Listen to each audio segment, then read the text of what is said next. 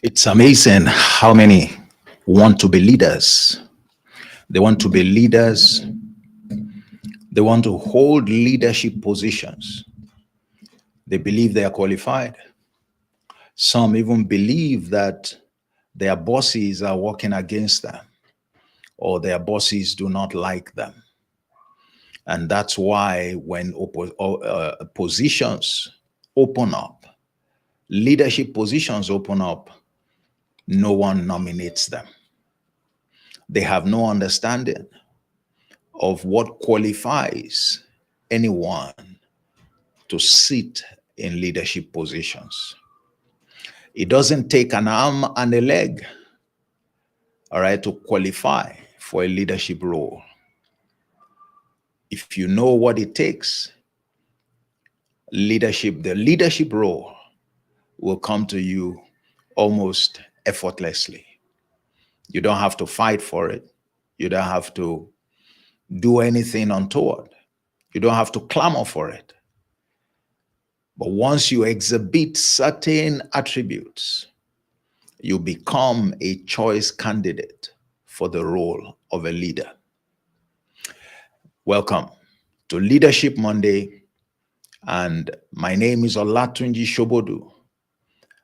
And on Leadership Monday, get set to receive a nugget or two to help you do leadership right. And this is brought to you courtesy Emet Leadership Academy. At Emet Leadership Academy, we nurture leaders based on truth. And truth for us is found in the Word of God. So I'll be speaking this morning briefly on how to become a leader. If you like, how servants become leaders. What it takes for you to be a strong candidate for leadership positions when they open in your organization, in that community, among that group. What you need to know is that there are certain attributes that qualify you for leadership position. Another way to put it is that there are certain attributes that showcase or confirm that you have great leadership potential. And so those are the attributes you want to focus on, to cultivate, so that you can position yourself to be considered as a strong contender when leadership opportunities open. It's not enough to desire leadership opportunities because of the benefits that come with it or the so-called status symbol that they may represent. Leadership is more important than all of that. Those who focus on title, on authority, and the like have little understanding of what leadership entails.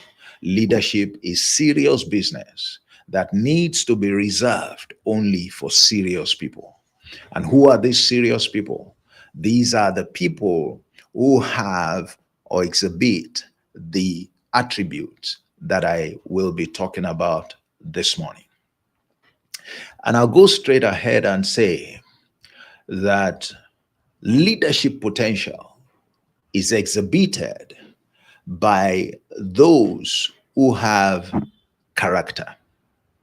Character is more important when it comes to leadership than skill. It's more important than your ability to strategize. It's more important than the strength or the might that you may have. All right? Maybe it's even more important than knowledge. All right? You may be deeply knowledgeable, but lack in character.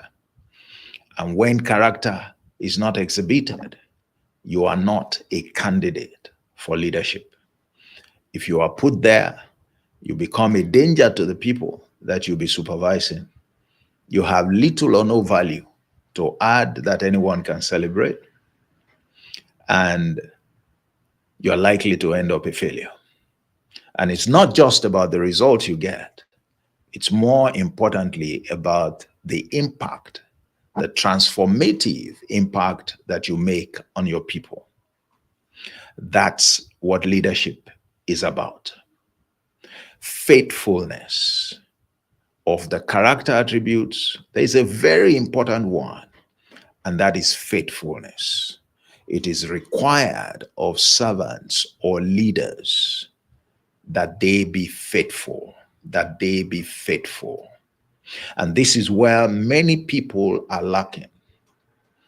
When you are not considered for a leadership vacancy when it opens up, in spite of your so-called sterling performance, this is one of the things that you need to examine in yourself.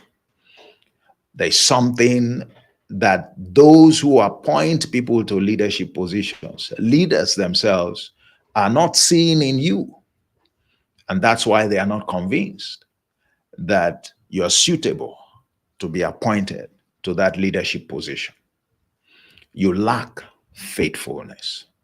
You lack faithfulness. And faithfulness is expressed, in many ways. Faithfulness talks about your commitment to the responsibility that you have been given, that you are currently handling. All right, how committed have you been? How dependable have you been? How well have you stayed on course with what has been put in your hands? How effective have you been in the utilization of the authority placed in your hands, of the privileges that came with the position? How have you handled the responsibility itself? Have you stayed the course? Have you been tenacious and intentional in the pursuit of the targets, the objectives, all right, in carrying out the responsibilities that were put in your hands? Those are indications of faithfulness. Can you be considered as one who has been diligent in handling those responsibilities? Let me call your attention, all right, to one of the sources from which we can learn the vital role of faithfulness as a qualifying attribute, character attribute for leadership position. In the parable of the talents, you find that in Matthew 25, and I'd like you to read it, particularly verses 21 and 23. There's something that is said there. Now, the whole story, you probably know it, everyone knows it, is that a king went to a far country and he delegated responsibilities to his servants, to his employees. He gave them talents. He put specific responsibilities in their care. And when he came back, he settled account with them to find out exactly how well they have done. And then the first one came and said, well, you put in my care, 5 talents. I traded with them, and now I have generated 5 more talents. And the second one came and said, you put in my care 2 talents, and I have engaged them, traded with them, and now I have gained 2 more. But the last one said, well, here is the talent you gave me. I haven't done much with it. Why? Because I know you to be a hard man, to be one who reaps where he or she has not sown. In essence, he was saying, I know you to be a fraudulent master. And so I don't want to be a part of all that you're doing. And therefore, all I've done is to preserve the talent that you put in my hands. And we're going to focus on what was done, on the reaction of the leader or the master or their boss to the ones who succeeded. And hear what he said to them when he heard that they had made a profit from the resources, from the mandate, from the responsibilities that he committed into their hands. He said, well done, good and faithful servant. He said, you have been faithful in little. Now I will make you ruler over many things. You have been faithful in little. Now I will make you ruler over many things. What was he saying? He said, by virtue of the faithfulness you have demonstrated, you have shown me that you have what it takes to take on a higher level of leadership responsibility. What was their qualification? Faithfulness. He said, thou good and faithful servant. You see, he wasn't talking about their skill. He wasn't talking about strength. He wasn't even referring to the strategy that made it possible for them, to their profit strategy.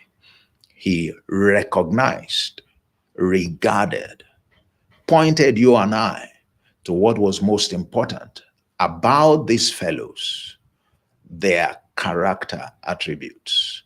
That's why he celebrated the character attributes when he was responding to the performance that they put before him. He said, well done, good and faithful servants. Good and faithful servants. He said, I acknowledge this performance as being evident of your faithfulness, being evidence that you have moral excellence. And that qualifies me, you, to be appointed to a higher role of leadership. You have been faithful and over little. Now I will make you ruler over many things. That is, I will nominate you, I will appoint you to a higher role of leadership. That's what it takes. Your leader celebrates these character attributes, and they are evident in how well you have handled your current responsibilities. And the truth is that some of us have not done well, are not doing well with our current responsibilities. We are marking time, but we have little results to show by way of impact, by way of contribution to the organization, to the entity where we are engaged. Yet we're expecting to be appointed to leadership positions. We're expecting to be upgraded into higher levels of responsibility and authority. We're asking, as it were, the organization to risk, all right, its existence, its performance, by putting us, who are relatively incompetent, who lack the strength of character, in positions that are very sensitive. And that no responsible leader will allow to happen. No responsible leader will allow to happen. God celebrates faithfulness. He celebrated faithfulness in one of the most profound and most regarded leaders, all right,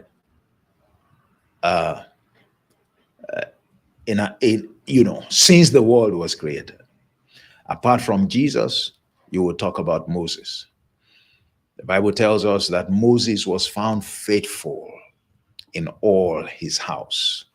Moses was found faithful. Yes, people talk about him being meek, but faithfulness was crucial as well. Of course, meekness or humility is a character attribute.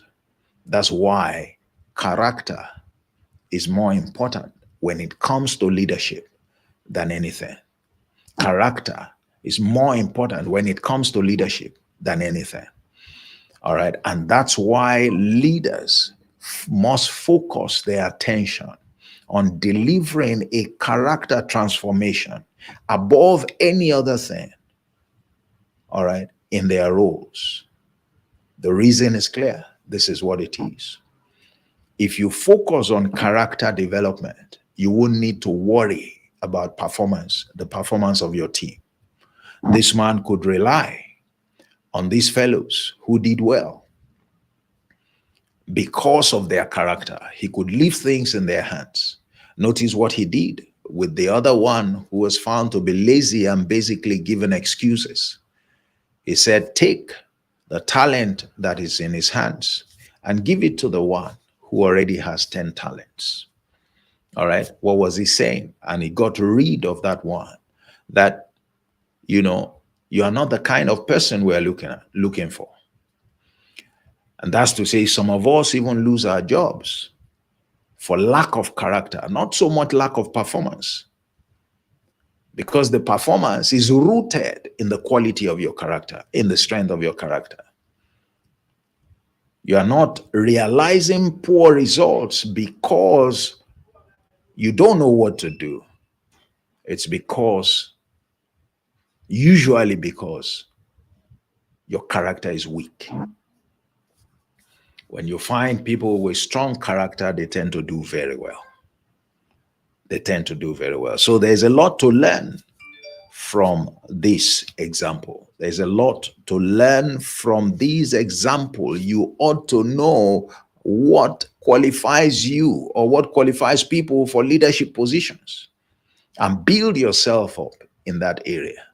It is faithfulness and, of course, moral excellence.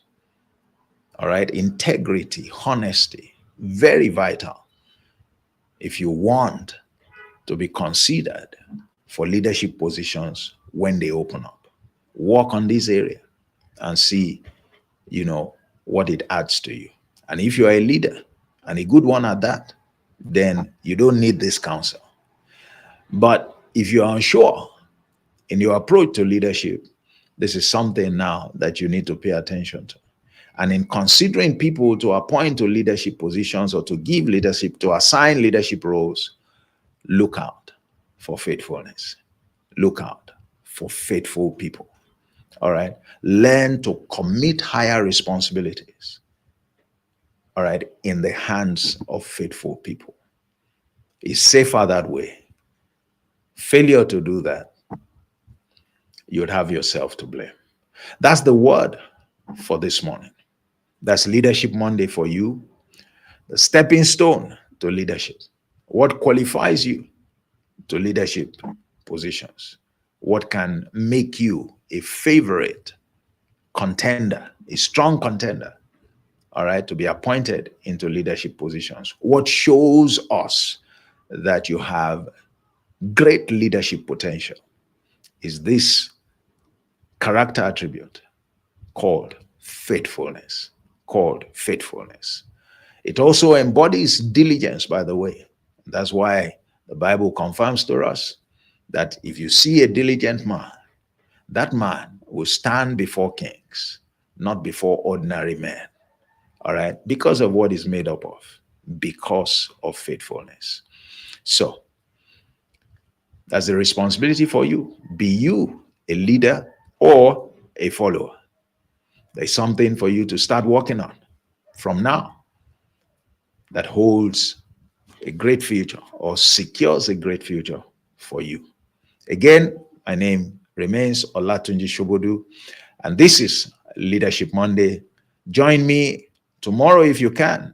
It will be the turn of leaders pray.